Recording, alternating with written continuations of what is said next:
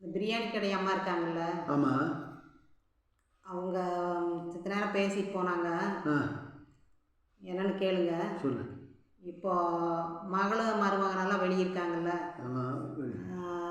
மகன்கிட்ட வசதி இல்லை. மக ஓரளவுக்கு வசதியாக இருக்காப்புல. அதனால் அம்மா கஷ்டப்படுறாங்களாம்மா. பிரியாணி கடை வச்சுருக்குறாங்க, வியாபாரம் இல்லைன்னு சொல்லியிருக்காங்க. வியாபாரம் இல்லை, இப்போதைக்கு வியாபாரம் இல்லை. அவங்க பாட்டில் அவங்க அந்த ஐயனம்மாலும் பாடுபட்டு சாப்பிட்ருக்காங்க. சரி. இப்போதைக்கு வியாபாரம் இல்லைம்மா அப்படின்னு சொல்லியிருக்காங்க. அப்புறம் நான் வேணா 10,000 அனுப்பி வைக்கிட்டா அப்படின்னு கேட்குறாங்கம்மா. சரிம்மாங்க. அப்புறம் இந்த அம்மா சரின்னு சொல்கிறதா வேண்டாம்மான்னு சொல்கிறதா அந்த ஐயனை கேட்டுருக்காப்புல. அப்புறம் அந்த ஐயன் யோசனை பண்ணி சொல்கிறேன் அப்படிங்குது. அப்புறம் எதுக்குமே என்னை கொஞ்சம் கேட்டு போகலாம் அப்படின்னு வந்தது. உங்களை பார்த்தது, உங்களை காணோம். அப்புறம் என்கிட்ட இருந்தால் நான் சொல்லிச்சு. நீ என்ன சொன்ன? நீங்கள் இருந்தால் கரெக்டாக சொல்லுவீங்க, எனக்கு பேச தெரியாதுமா அந்தளவுக்கு. ஐயன் இருந்தால் சொல்ல இது எப்படின்னு தெரியல, இது குடும்ப விஷயமா இருக்குதே, 10,000 ரூபா மாதம் அனுப்புகிறேன்னு சொல்கிறாப்புல.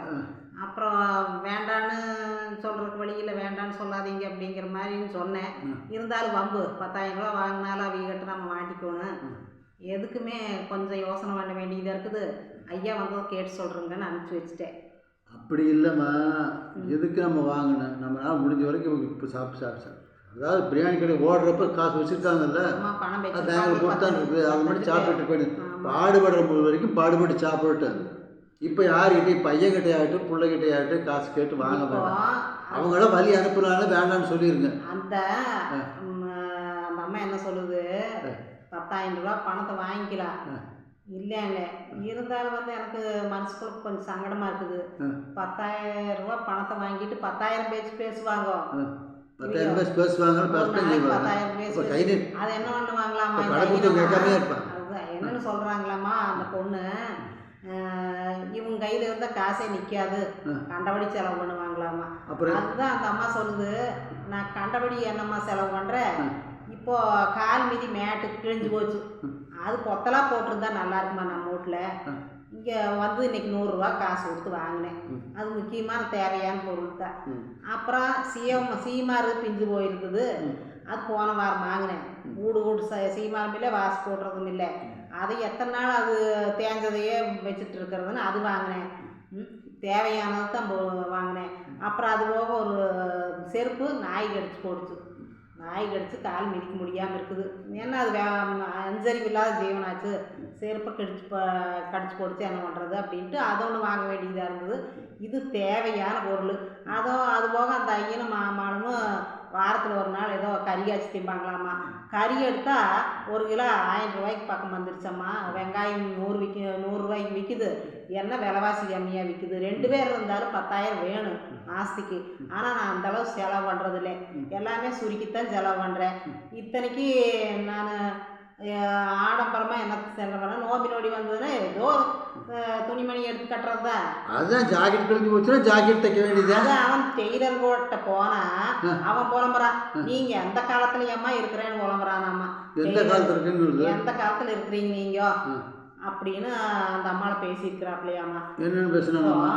500 ரூபா ஒரு துணி தைக்கிறதுக்கு சர்வசாதாரணமாக 500 ரூபா. நான் பிழைக்க வேண்டாமா, நான் கடை வாடகை கொடுத்துவேன். அந்த இப்போ 2 மாதம் வியாபாரம் தையல் துணி வரல, நான் கடை வாடகை கொடுக்கணுமல்ல. 500 ரூபாய்க்கு கம்மியாக யார் தைக்கிறாங்கோ அப்படிங்கிறாப்லையாம்மா துணி தைக்கிற டெய்லர். நான் சொல்கிறேன் அந்த அம்மா இப்போ அதாவது கிழவியாகிட்ட இப்போ 200 ரூபாய்க்கு ரெடிமேட் ஜாக்கெட் விற்கிறத வாங்கி போட்டு போயிடுது. நாங்களும் இப்போ போடுறது இல்லையா சட்டை? நான் 300 ரூபாய்க்கு சட்டை எடுத்து போடுறது இல்லையா? தெரியலப்பா, இதெல்லாம் நம்ம அதெல்லாம் நீ பேச சொல்லிடு அந்த அம்மாவுக்கு. அப்புறம் போட்டு நான் இதெல்லாம் சொல்ல வேண்டியதானே, இதையும் சொல்ல மாட்டேங்கிற? இல்லை, இந்த மாதிரி நம்ம செலவு பண்ணுறோமா அனாவசியமா, இதுதான் செலவு என்ற செலவு பெரிய செலவு இல்லை. இது பண்ணுறதுக்கே பேசுகிறாங்க. நீ சம்பாதிச்சுதான் செலவு பண்ணுற, நீ செலவு சம்பாதித்தா செலவு பண்ணுது. அப்புறம் இதுவே ஆடம்பரம்னா என்ன சொல்கிறது அப்படின்ட்டு சொல்கிறாப்புல. புள்ள 10,000 ரூபா கொடுத்தா அதையுமா நீங்கள் வச்சுட்டு போகிறீங்க, அத்தனையும் தீர்த்து போடுவீங்கன்னா. அந்த ஐயன் தண்ணி போட்டா இருக்கிறாரு, அதெல்லாம் எதுவுமே இல்லைல்ல. தண்ணி போட்டு அந்த வேறு செலவாக இருந்ததுன்னா சொல்லலாம். என்னமோ இருந்துட்டு போகும், வயசான காலத்தில் எதையோ திருட்டு போகலான்னு பணத்தை கொடுத்து போட்டு கம்மிட்டு இருக்க வேண்டியது. இதுக்கு இந்த 8 நாயம் பேசிட்டு 10,000 ரூபா கொடுக்கறது இல்லாமல் 1008 நாயம் பேசுனா யார் 10,000 ரூபா கேட்பாங்க? 10,000 அவங்க கொடுத்து கேட்கலான்னு சொன்னாலும் சொல்லியிருப்பாங்க. 10,000 கொடுத்துட்டு 10,000 நியாயம் பேசுறதுக்கு எதுக்கு அப்படின்னு ஒரு நானும் சொன்னேன். கொஞ்சம் லைட்டாக 10,000 கொடுத்துட்டாங்க, 10,000 பேசுவாங்கம்மா, எதுக்கு தேவையில்லாம அப்படின்னு, எதுக்கு ஐயங்கிட்ட ஒரு வார்த்தை கேட்டுக்கலாம் அப்படின்ட்டு. நீங்கள் கொஞ்சம் நேரம் கழிச்சு வர்றாப்புல வந்ததுன்னா நீங்கள் என்ன சொல்கிறீங்க அப்படின்னு கேட்க வருதாம்மா. சரி வரட்டும், நான் சொல்லிக்கிறேன். நான் என்ன சொல்லணும்னு எனக்கு தெரியும், நான் சொல்லிக்கிறேன். என்னென்னு சொல்லுவீங்க? பொழப்பு இருந்தால் வேறு வேலை இல்லையா இதை பற்றி பேசிகிட்டு இருக்கிறதுக்கு அப்படின்னு சொல்லி அனுப்பு. இதை நான் எங்கள் ரெண்டு இது நீ அழைச்சிட்டு இருக்கிற மகன் வந்து கேட்குறாப்புல. கேட்டு தான் அனுப்பணுமா? 10,000 ரூபா வருதல்ல, சொல்கிறது கேடு மாதிரி கேட்டு தான் அனுப்பணுமா? கஸ்டமர் இருக்குன்னா இதை அனுப்பு வச்சுக்க அப்படின்னு சொல்லி விடுங்க. என்ன செலவுன்னா என்னன்னு கேட்டு எதுக்கு கேட்குறாங்க? 10,000 கொடுத்தா 10,000 செலவு பண்ணணும், 10,000 செலவு பண்ணணும் நீ தான் சொல்கிற.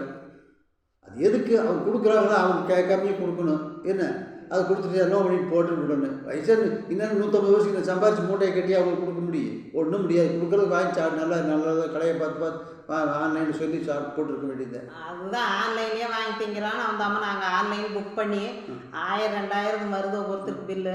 நான் அப்படியே வாங்கி திங்கிறேன் இந்த அம்மா.